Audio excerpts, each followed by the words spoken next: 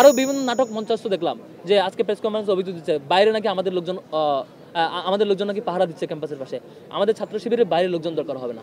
আমাদের বিশ্ববিদ্যালয়ের শিক্ষার্থীরা আমাদেরকে পছন্দ করে ভোট দিলে, মতামত দিলে, সেটা আমরা যেভাবে মতামত দিবে সেভাবে আমরা গ্রহণ করব।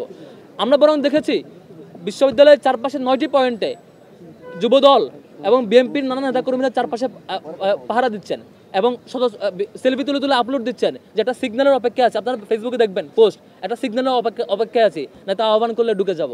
তারপর নীলক্ষেতের এখানে দেখেছেন 2 গ্রুপে মারামারি পর্যন্ত করেছে।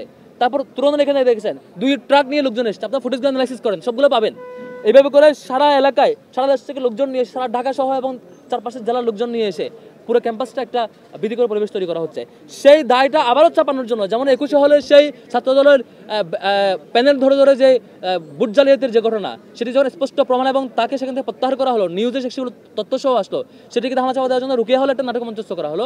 ঠিক চারপাশের এই ঘটনাগুলো, এই যে মারামারি হলো এবং আমরা দেখেছি ছাত্রদলের বিভিন্ন গ্রুপের, মহানগর গ্রুপের চ্যাটিংগুলো আমাদের কাছে চোখে পড়েছে। তারা গ্রুপে বলছে যে হচ্ছে অমুক জায়গায় আসো, তমুক স্পটে আসো, তারা ঠিকই এসে আবার সেলফি দিচ্ছে যে নেতার নির্দেশনা অপেক্ষায় আছে। এটা দুঃখজনক বিষয়।